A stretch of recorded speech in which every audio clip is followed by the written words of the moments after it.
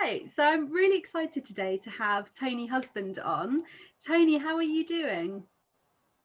I'm fine, thanks. Thanks, Rosie. It's like everybody else trying to make sense of what we're going through at the moment. It's a Yeah. weird, surreal time, isn't it?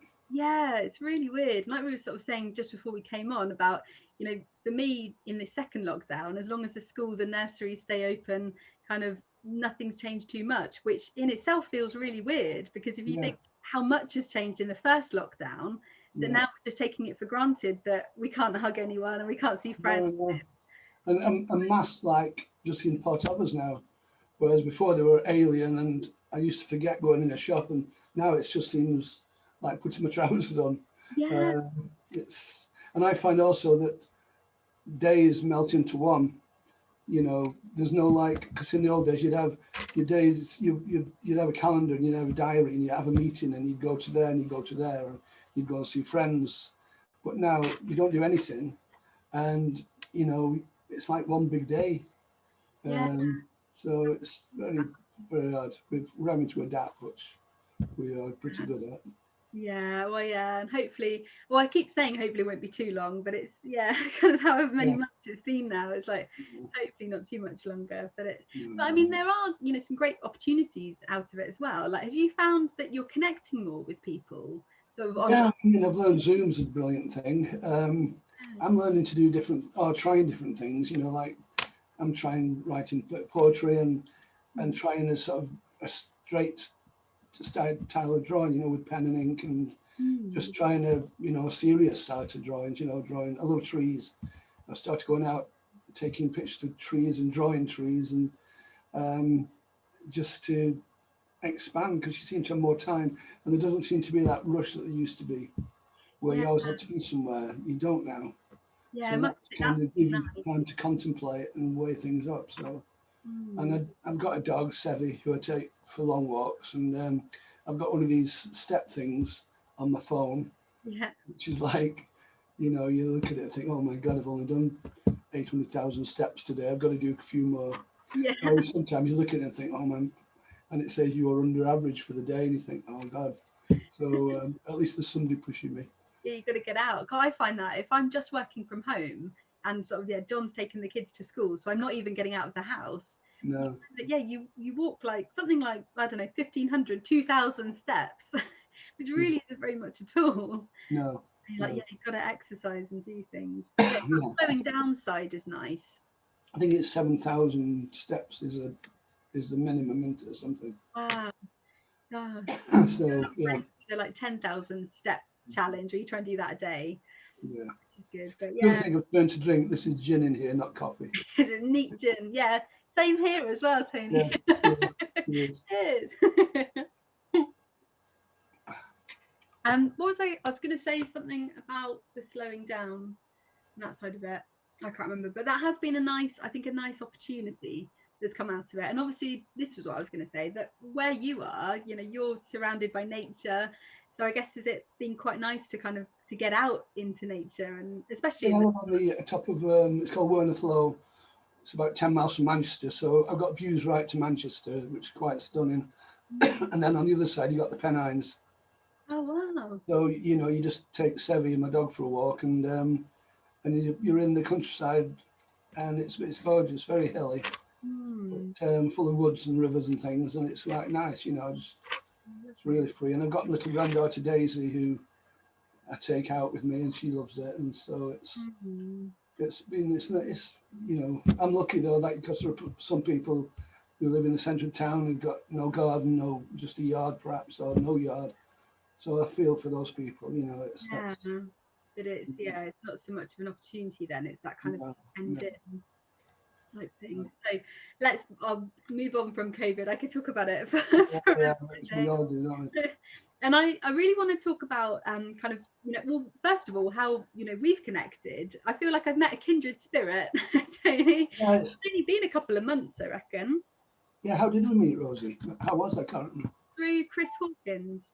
Oh, Chris, yeah, good old Chris. He was Yeah, DJ. He yeah, introduced me thinking that kind of we had some commonalities and actually in that short space of time of knowing each other, like you've had a massive impact In terms of with your book, which we're going to talk about, as well as your musical influences and your connections, and no, it's been brilliant. But yeah, I mean, I'm not never here from Manchester. Manchester's got a very tight music scene. Everybody is quite supportive of each other as they've grown up together, really. You know, there's the Elbow and the Happy Mondays and Doves and all these great Manchester bands. Before that, there was the Buzzcocks and people like that. New Order, you know, of course, and Joy Division. You could go on forever, and Band of Drum Boys, another one. So it's just, but they're kind of all connected. I know Elbow were connected to I Am Clute, we were very close, and Band of the Drum Boys connected to them, and Jimmy Goodwin and the Doves are big friends of Elbows, and then Mark Riley is a good friend of mine, and Mark knows everybody, of course, and I kind of know most of them now, and some of them are good friends. So, and music's always been a part of my life, right from being a kid, really, because my dad and mum played music. My dad was a brilliant pianist, boogie woogie pianist, and my mum could play the piano, but my dad would have all these jazz records like Louis Armstrong and Benny Goodman, and that's where I learned about. I love the drums, and Gene Krupa, Benny Goodman's drummer, playing a record called Sing Sing. My first ever love of music was he sang Sing Sing Sing. Not Sing Sing Sing, Drink Drink Drink. Sorry. What's he called? Mario Lanza. Oh yeah. And he had a fabulous sort of tenor voice, and but then suddenly the Stones were there, and I got into the Stones massively. My first gig was the Stones at the Apollo in Manchester with Ike and Tina Turner supporting them, and another band called Peter J and the Jaywalkers, who had a singer called Terry Reid, who went on to be massive.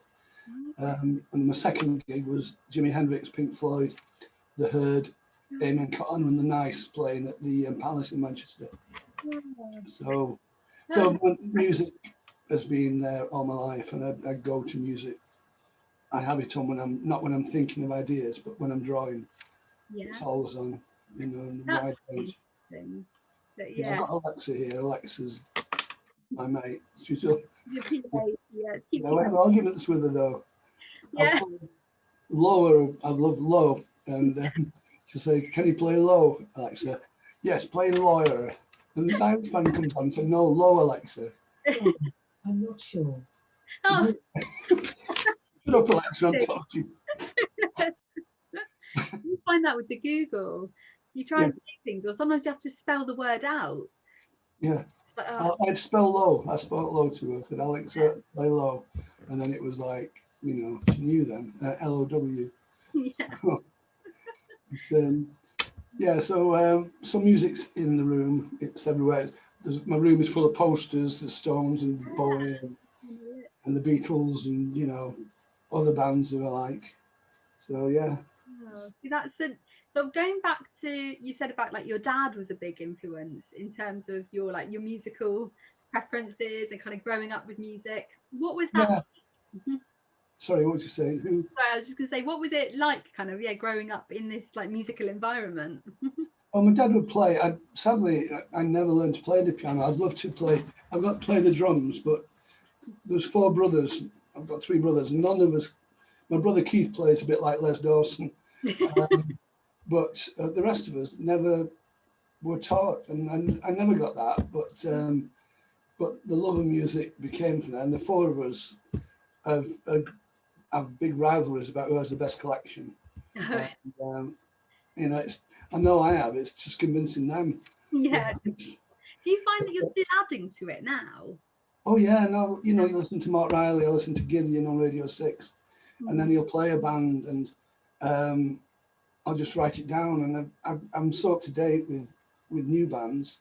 Yeah. You know, just, I'm not stuck in the past. You move on. The music, you know, I'm playing music now that, you know, the kids are playing, and people don't know about. You know, some have never heard of it. Yeah, that's what I love about BBC 6. Yeah, because John Peel's a friend of mine, and me and John used to have. I used to ring John up and say, "Have you heard this?" And there's a band called the Brian Jonestown Massacre, and I used to ring John and say, listen by the Johnstown Massacre. And then John, when they were on his show, he dedicated them to me. And there's another band called the Radar Brothers, who are an American band, and I bombarded Mark Riley with the music. And when they toured, I said, they're touring, Mark. So he got them on the show, and they thanked me for getting them on the Mark Riley show. Wow. So, it's just...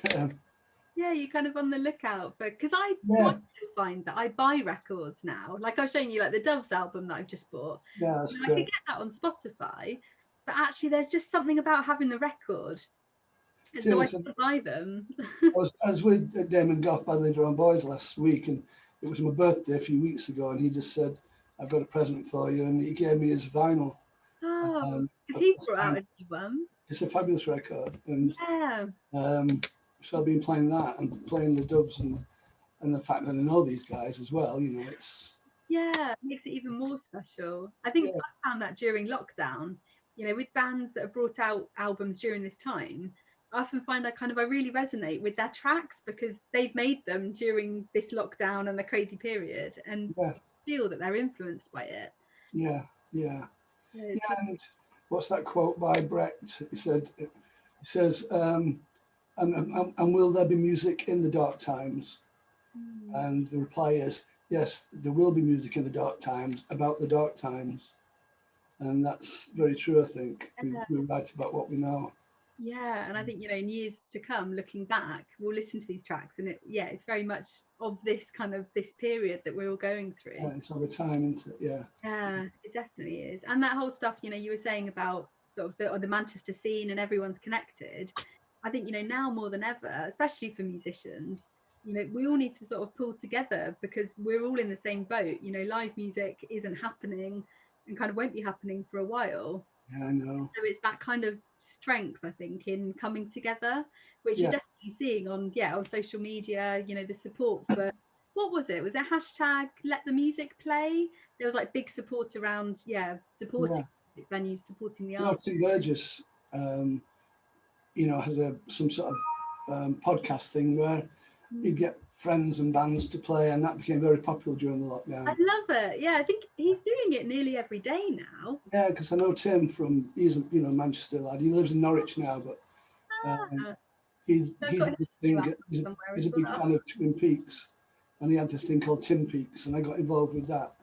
And he was at Kendal Calling, where he had a cabin, and I performed there, and Chris Hawkins DJ'd there as well. So. Oh wow. I don't know about Kendal Calling. So is this a festival? Yeah, it's a festival. It's in Kendal, obviously, or just outside Kendal. And they have fairly good bands. And I went up there. There's a band called the British Sea Power. I don't know if you know them. No, I don't. They're great. They're friends of mine, and they have a big bear that comes on, and it's somebody in the bear. But British Sea Power do crazy cocktails. So you go backstage with them, and it's like, oh, do you want a cocktail? And Martin, the guitar player, will mix this cocktail, and you drink it, and you think, wow, geez. And then they say, who wants to put the bear costume on? And the bear goes through the crowd, and it's about 8 foot tall, and it weighs a ton. And you get inside it, and you're boiling hot. So me, having one of the cocktails, I said, I'll do it. So I'm dancing in the crowd, get on stage, and Dan nearly fall off the stage. They had to be on. And Dave, the manager, sort of leading you around. And I go back in, and I must have lost about 2 stone. I was absolutely shattered. But the Kendal Calling thing, yeah, it's a good festival. It's and it's a bit like Festival 6 as well. It's in Port Merion. Similar sort of festivals, sort of alternative music stuff. Brilliant. God, it makes you miss all of that. Sorry, I've gone back onto the COVID's ruining everything, but it makes you miss, live music. Yeah, you do. When you talk about it, you think, oh God, I missed the gigs. The one thing I don't miss is people talking in gigs. It's my pet hate. If I was ever on Room 101, they'd be top of the list. People who talk at gigs. Yeah. You're watching a band and there's a couple behind you yakking away about something else, and you turn around and say, can you be quiet? And they go, we come out here to enjoy ourselves. And it's like, why? You become that's my pet hate. Phones. Yeah. They're at the gig and they're filming it. Yeah, but there's just light up. Like I saw Rod Stewart at the O2 and we were really high up, which felt weird. I didn't really like it. But there were hundreds and hundreds of people with their phones out, and it just felt really weird. Yeah, it's unnatural. You go to see a live gig, you watch the gig. Yeah, but you're And watching then through your phone. when you get somebody put their phone up in front of you. Yeah. So, and you think, I said, excuse me, can you just put your phone down? I'm filming it, but I want to see it. I don't want to see it through your film thing. So, anyway. And that's something, we're going to come on to dementia and actually thinking about, creating new memories associated with music. Often you think, will our memories be the same if all we're doing is recording it through a phone and kind of, it's not the same as having that like lived memory. Oh, It's hard to describe, but you know what I mean? It's kind of, years later, how will you remember that performance? yeah, because I remember the great gigs I've been to in the past, and seeing the Stones early on, and seeing Jimi Hendrix, but I've not seen. If I'd filmed it, it would have been different. It would have been. It's that moment that you live that live moment. Then you buy the record, that's fine, and then you can play it back. But it's that feeling of being with people who love Bowie, love the band or whatever, and being in at that moment. But being then looking back, thinking I was there. Yeah. People are really proud of went to see the Sex Pistols at the Free Trade Hall in Manchester, and so many people who said they were there. If everybody who said they were there was there, there'd be like 10,000, but it was only about 100, and it was organised by the Buzzcock people and a couple of the Joy Division people, I think. But a lot of people who went there became huge people in their own right. It was like a magical time. I went to see David Bowie, and the first tour when he played the tour with the Spiders, and I'd been into Bowie since about 1967, and then the Spiders were touring. So I went down to the box office and I said, I want 2 tickets to see David Bowie and the Spiders and Mars, please. He said, help yourself, you're the first. And it's like, and Mark Riley loves Bowie. He's a huge fan. I've ordered his A to Z of Bowie. But he hates me telling that story. Oh, really? All that story. He said, all right, Tony, enough of that. And he took me back. He did a podcast about Bowie, and he took me to the Free Trade Hall where that gig was, and told me to tell the story. But it's a hotel now, and they'd knocked the theatre bit down where he played. So we stood in this hotel and telling the story about when I saw David Bowie, and I said to my mate, he said, I said, yeah, I could have picked anyway. I said, we picked. He said the stalls, which were upstairs. And he said, why upstairs? So I said, well, we could have got a better view. But I didn't realise there'd only be 200 people there. And when it was only me and him upstairs, and downstairs, Bowie, and about 100 people gathering around the stage. So it was like a very intimate gig they had. And we were upstairs, and so we said, let's go down. But they wouldn't let us out. He said, no, you got tickets for there in the old days. Oh, no. Yeah. And then Bowie gave his guitar away to someone, an acoustic guitar, and then he was walking around on someone's shoulders. Oh. And the mate's going, what the hell are we doing up here, you knob? Apparently, I know someone who, I got to know Woody Woodman as a friend now. And I was talking to Woody Woodman about that, and I said, I couldn't believe it. And he gave his guitar away. I could have had that. He said, oh no, he said the Rosies were at the door wanting it back when the lad went out with it. Okay. No, I can't afford to give guitars away. Keep it right there. Yeah. Burn the illusion. Yeah. Oh, well, But those are memories that you'd miss if you were trying to film it. And that's the thing. you can, and the other thing is, there's so many good live documentary films now that you can buy. But 10 times better than some stupid camera that is shaky and somebody's in front of you. I just do not get it anyway. So. Exactly, it's that feeling, which I think is that's a bit of a nice transition into talking about dementia and music. It's that whole thing about sort of bringing back the feeling that you associate with it. Yeah. So I just sort of wondered if you want to chat a little bit about your experience of your dad living with dementia, and then we'll move on to kind of how music helped him. Yeah, I mean, basically, my dad had dementia. He's passed away about 4 or 5 years ago now. I think 2014 actually. So that's 6 years ago. He started showing signs of dementia, and forgetting things and forgetting to go places, leaving his door open, not being able to find his keys, and lots of things that suggested something was wrong. And I kind of spotted it before any of my brothers did, and I said, there's something wrong. And he would come round to the house and we'd be watching United, big Man United fans. And he'd go, who's playing today? And I said, Man United and Man City. So he'd go, all right, where are they playing? I said, Old Trafford. And then 2 minutes later, who's playing today? You know, and where are they playing? And I said, Dad, we just said. And it takes a while for you to realise. Then eventually he was diagnosed with vascular dementia. And he looked, this is a book I did, it's called Take Care, Son. And he kind of lived in the cottage, in an isolated cottage. Well, we had a barn and my dad sold, and it was converted into a house. So next door was a young couple with a young family.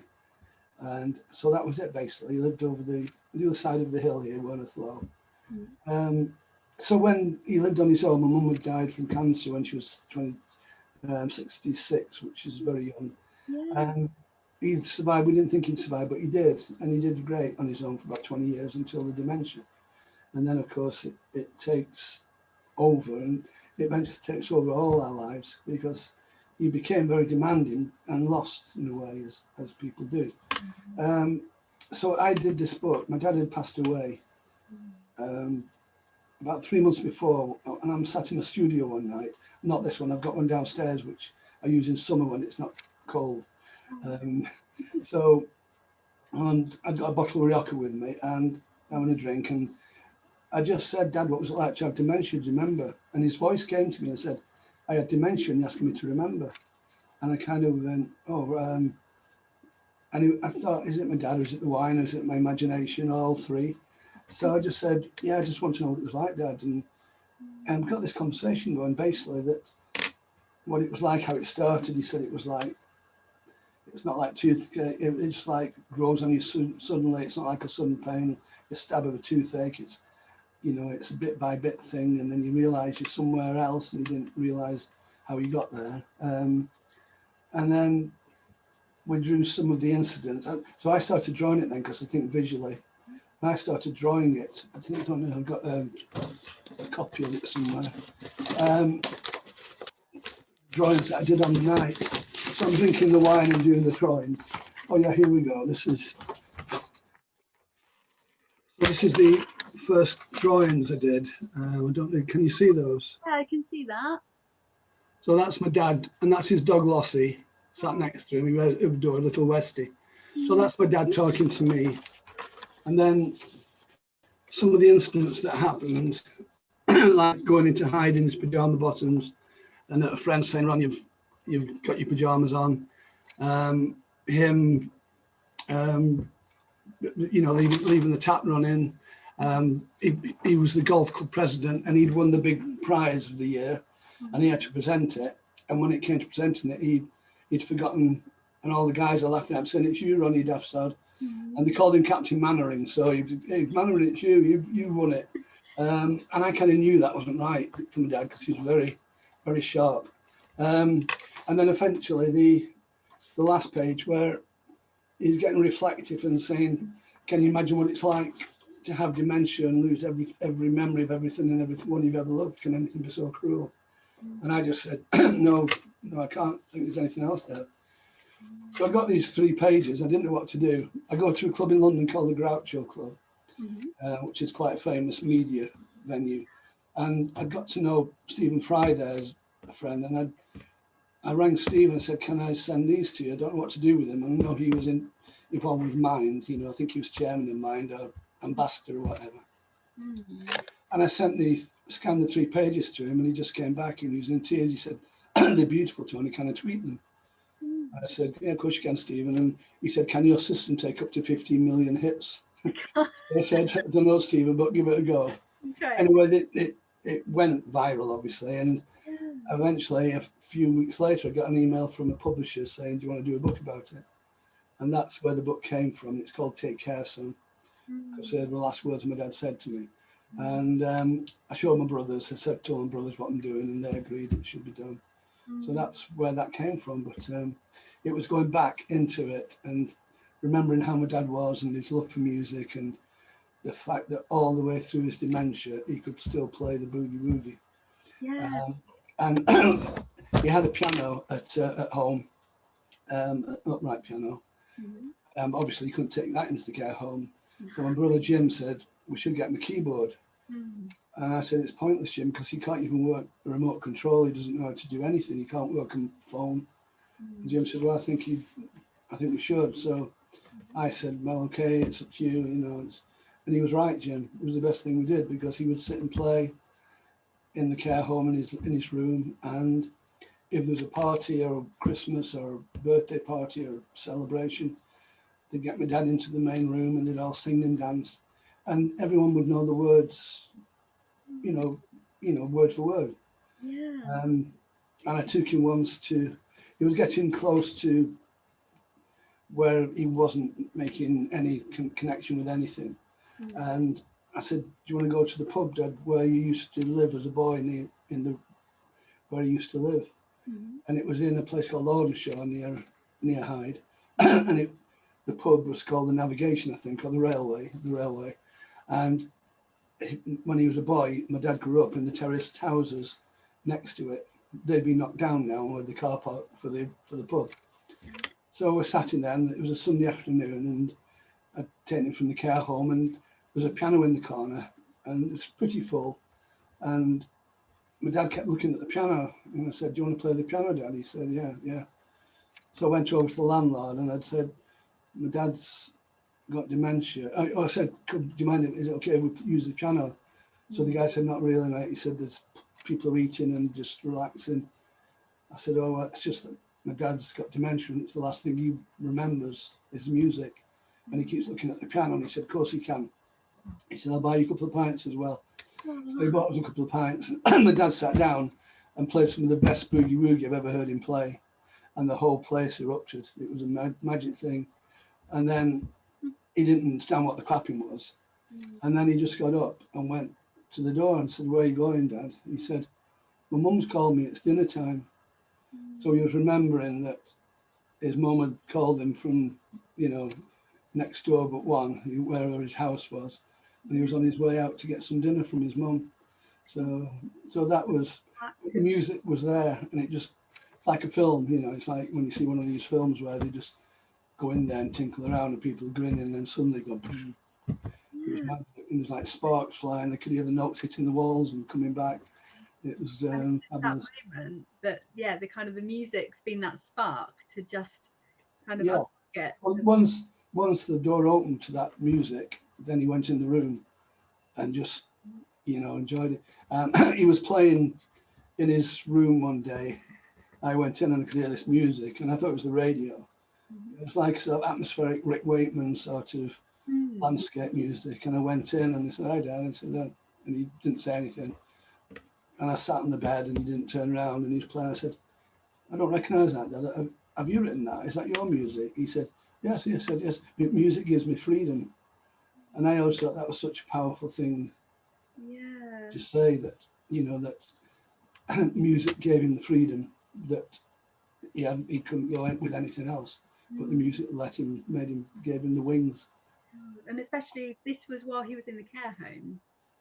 That was in the care home, yeah. And you think just how poignant that is. You're having care done to you, and actually it's the music giving you the freedom to kind of do what you want. He was making that himself. And that's what music does. If I'm sat here and I put on Jimi Hendrix doing I can be flying around the universe with that.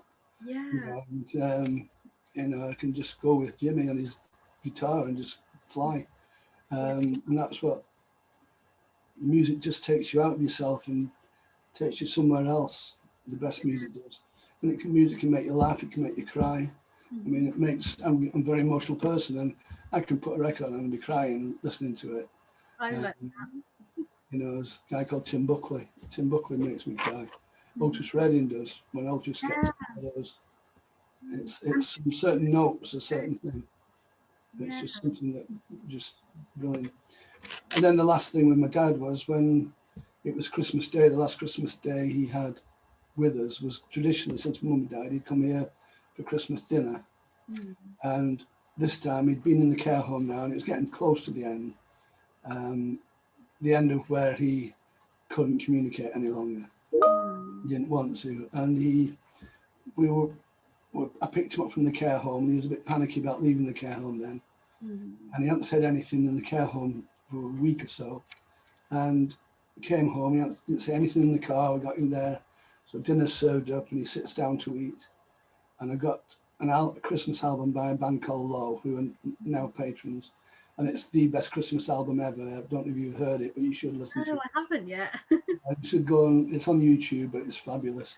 And so I'm putting that on, and my dad's eating. There's me and my wife and Paul, my son, and they play Silent Night, beautiful version of Silent Night. You should play it, Rosie. And Yeah, I haven't listened.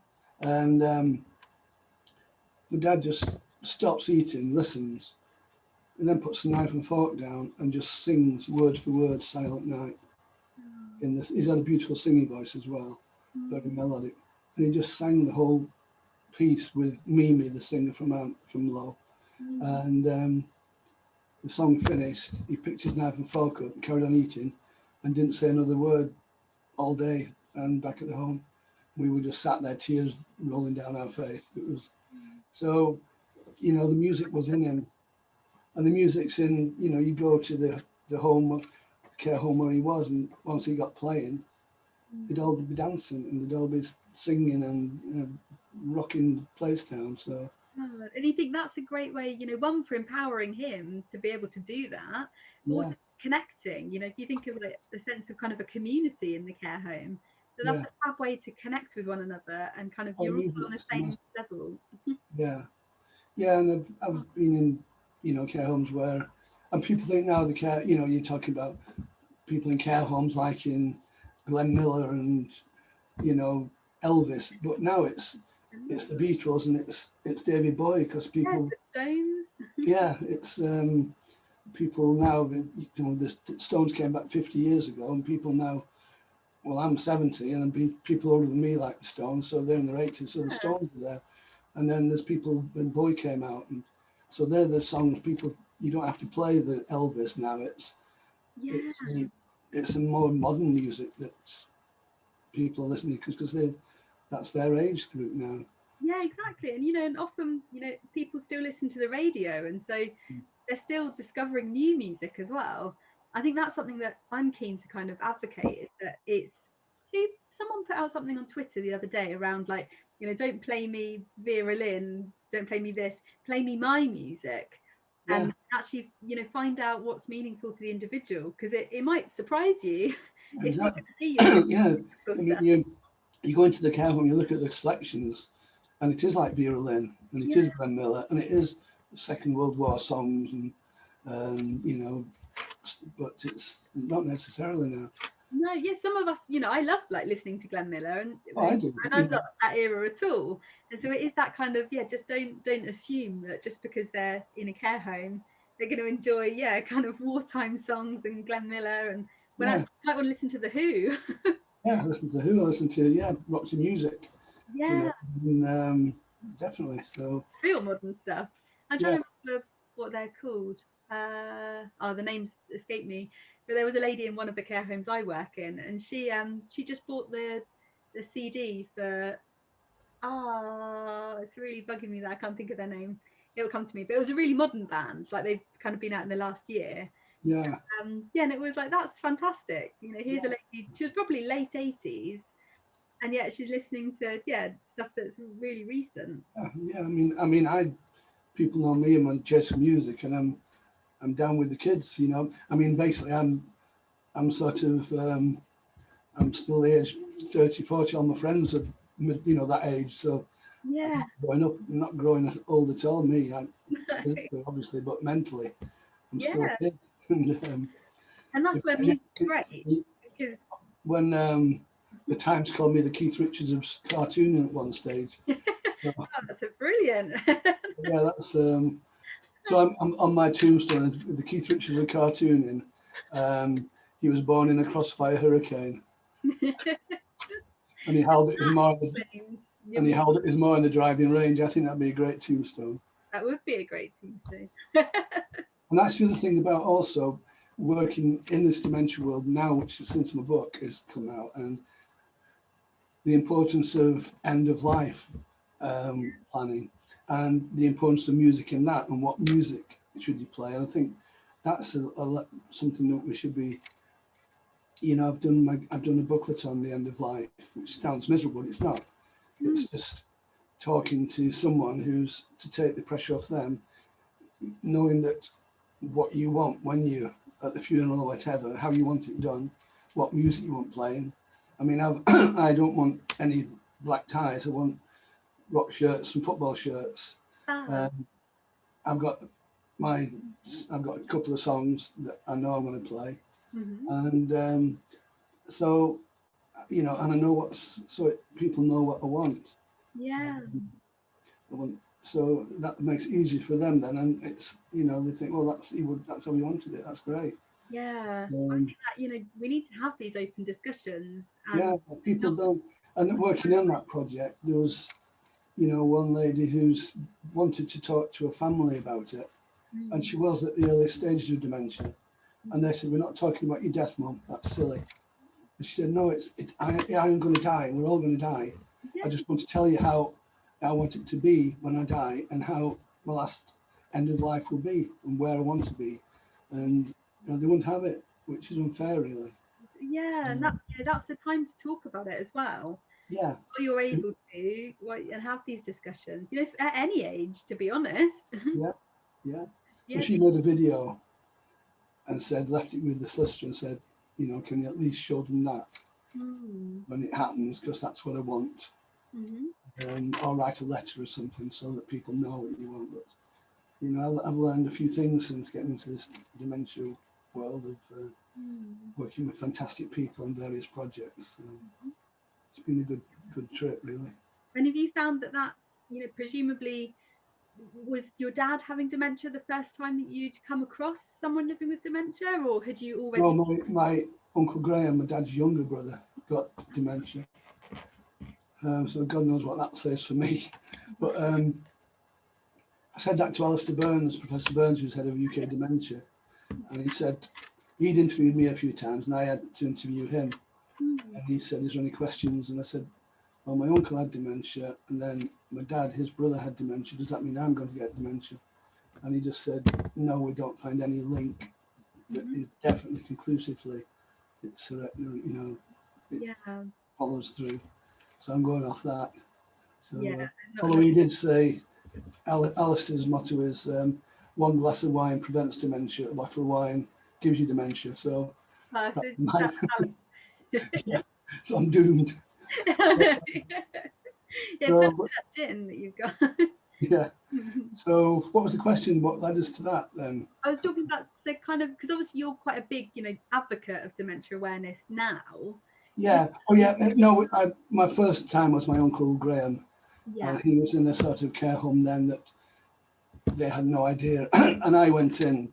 My Uncle Graham was a huge, staunch Labour man and union man, and was secretary of the Boilers Union, Engineer and Boilers Union, and all his life. And he was a total socialist. And I went in the day to see him because I wanted to tell him that Tony Blair, so that you can date that, had won the election and Labour were back in. And I went in to see him, and I went in and I said, "Come to my Uncle Graham." He said, "Oh, we'll go and see if he's ready." So I said, "No, I know where he'll be." And I walked through, and he was in this big room, but they pushed him into a corner facing the wall. And I just said, and he was in a wheelchair. And I said, "Uncle Graham," and he didn't respond. So I pulled him back and I put him in front of a window that had a big garden view. And I just said, "You shouldn't have been there, Uncle Graham, that was awful." And I said, "But I've got some good news for you." He said, "Tony Blair won, there's a Labour government." And his smile on his face, he just lit up, and then he went back into it. And anyway, when the care home staff came through, they said, "Oh, you found him?" I said, "Yeah, I found him in the bloody corner." I said, "If I ever come here and find him like that again," I said, "I'm going to report you." She said, "Well, we're very busy. He's not the only one in here." I said, "It doesn't take much to find him point looking out at that beautiful garden than just stuck in a corner facing the wall like you're being a naughty boy." And so, but things have changed. That's the point. And that is that there's a vast difference now in how people in care homes, and I've worked with some fabulous people who care deeply Yeah. about the people with dementia and the others, those who are just older. Yeah, all residents. And that's the thing, is having that discussion, because I think a lot of people, if you haven't had a loved one living in a care home, there's still this kind of stigma and taboo around thinking what a care home used to be like. Oh yeah, It's having that discussion now. A lot of the care homes we go to are just amazing. They're like really amazing places to live. I mean, one of the things I went in one recently, they got a black mat at the door. And I thought that's weird, because I've been told that people with dementia think a black mat is a hole. Yeah. And it frightens them, and they won't want to go over it because they think it's a hole. Yeah. I told my doctor, I went in the surgeon, there's a black mat there, and I said, you realise people with dementia, that's frightening for them? And he said, no, we didn't know that. Because there's no teaching, but it is getting better. And I do my talk on my book. I do a PowerPoint presentation. It makes people laugh and cry. I've done it for the Admiral nurses, and I did it for the local GP centre, Tameside, and there's about 60 GPs there. And a number came up after me afterwards and said, they've learned more about what it's like to live with dementia than we've ever learned from the books. Yeah. So it's taught, just because I'm not an expert, but I did see how it was, and the book portrays it in a simple way, that this is what it's like, and how it can be different. I think that's what I love about the book, is that anyone from different walks of life can connect with it, whether you're someone living with dementia or you're a family or you're a care practitioner. I think it will resonate with everybody, and people that don't have any experience with dementia. It does, Rosie. I've like I said, I've gone all over the country doing my talk, and all sorts of communities, and in care homes, in social groups, and like the Admiral nurses, the nurses in tears there, and and they came on and hugging me and saying, "Oh, it's incredible." Yeah. But every time I do the talk, it kind of drains me as well, because I've got to go back there and relive it all. But I know has brought a lot of benefit to people, and shone a different light on it. Yeah. Sort of from the man in the street, sort of the person who's not an expert, a person who had someone who lived with dementia and had to look after them along with family as well. So. Yeah. And life. I think it's that kind of real lived experience rather than the kind of the medical side. And actually, if you can join the two up, then that's fantastic. Yeah, and the cartoons are just so simple as well. My style is very simple. There's, a couple of lines on a face can denote sadness, happiness, just with one line. I can do that. I've got this ability, and it works, and it just has worked in this. So. Yeah, it really does. I mean, it's really poignant. I loved the book, and I think it's a book that I'm going to keep going back to as well. And I think it's the same for a lot of us. So, where can people get the book? Do you want to just hold it up so people that are watching can see what it looks like? Yeah, it's called Take Care, Son. And I think Amazon is the place to get it. Yeah. And if people read the reviews, they're incredibly moving, some of the reviews. There's about 50 reviews, I think, and they're all like really moving. Except one said it's a bit short. That's a beautiful. There's all these beautiful reviews, and then one, it's a bit short. But that's the thing about Amazon. You'll always get the one. Yeah, that was quite funny, really. But, it's a little book, but it's got a big message, and that's what I should have said to that lady who put that. But but that was quite a nice sort of silly thing, a bit like an Alan Bennett thing. It's a bit short. It's like I was watching Peter Kay live, and he said, "I took my mum to see Harry Potter. I took my grandma to see Harry Potter." And she said, I came out, I said, "What do you think, Gran?" He said, "It was a bit far-fetched." A program about wizards. Yeah, so it's that sort of thing. It's a bit short, so. But I like that though, that it's it's. I do. I just like it's part of it, and you got to take it. Yeah. But I think it definitely, that what you just said about it being, would you say being short, but it's got it's a little book with it's a little book with a big story. That's it, a little bit with a big. I've only just thought of that. I might put on a t-shirt. Yeah, that'd be a good slogan. Yeah. And so I think that's a great way to kind of to just wrap things up and just I want everyone to get your book because it's just a brilliant book, and it's like you said, it's nice and easy to kind of dip in and out of. You need a tissue, I Well, think. it's had some lovely things as well.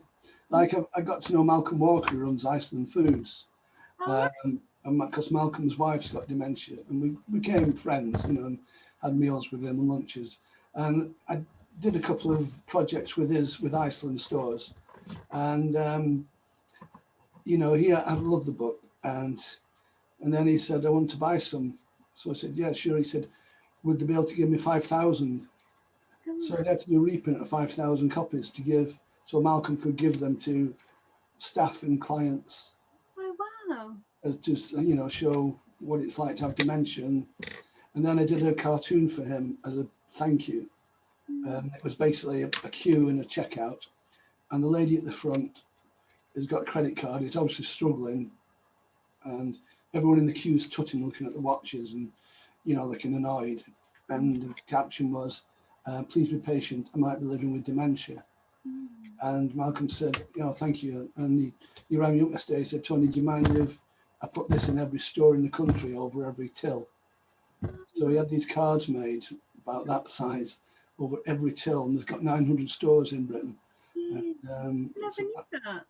so that went kind of viral as well. So How incredible. And it's stuff like that. It's raising awareness for the general public so that yeah, you're behind someone on the bus or at a checkout and they're being slow and you're getting impatient. Actually just think, because they might be living with dementia and might need a bit of help, and just they need you to yeah, exactly. And I've seen it, you know, people are always in a rush, but then you see someone who's generally struggling at a cash point, or you know, in a till, or trying to find a way into somewhere even, or crossing the road, you know. And I remember being at Stalybridge Station, and there was an announcement that the train was now coming on platform 3, not 1. So we had to go back down the stairs and under and come up.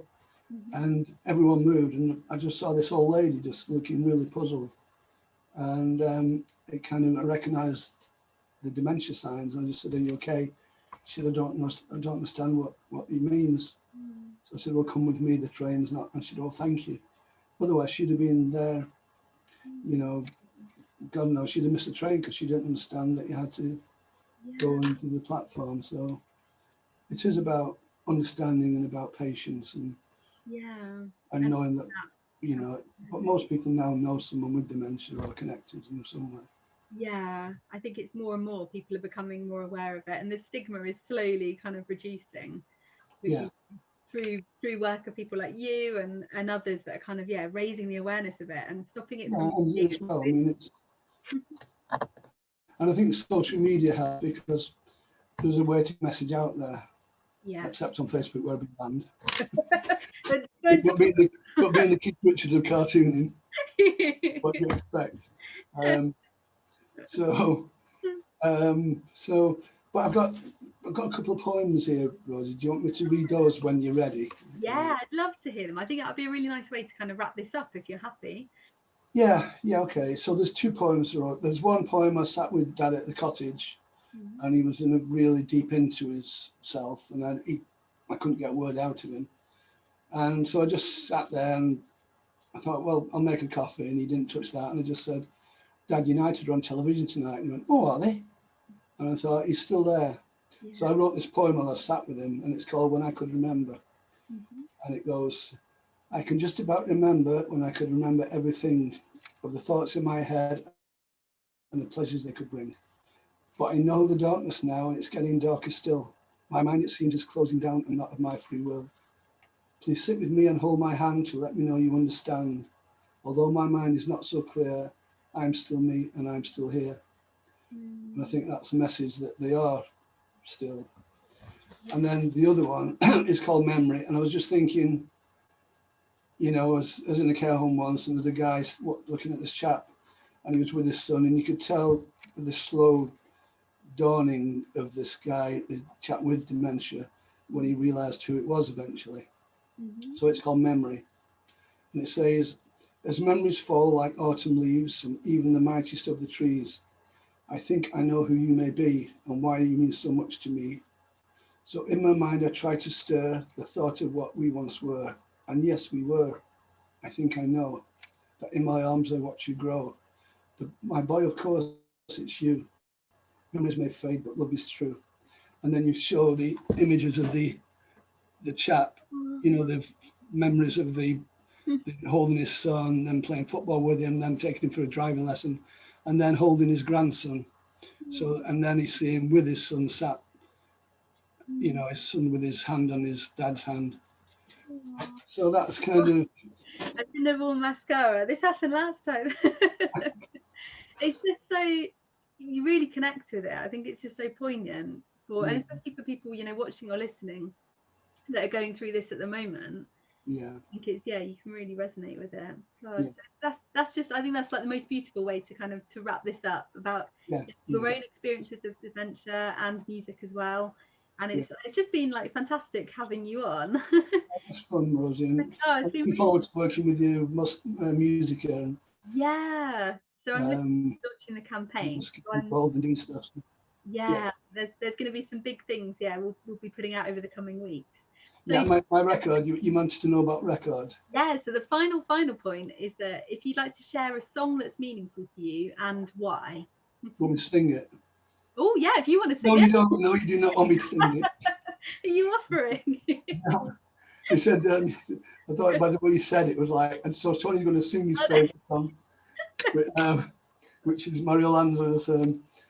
No, it's basically it's my first band is the Rolling Stones. So and I know one of the Stones songs is at my funeral, and it would be Jumping Jack Flash because it's just when I was at that age when you know you're at the really height of everything and everything that world's huge, and then this record comes along and you just play it in the garden and in the park, and it's there. Mm-hmm. And the Stones were rebels. I felt like I was a rebel, and I just thought, yeah, this is my song, this is my band, and yeah, love Oh, it. brilliant! And you kept that rebellious streak. Oh, yeah, You kept that going. I'm still the naughty boy I always was. Yeah.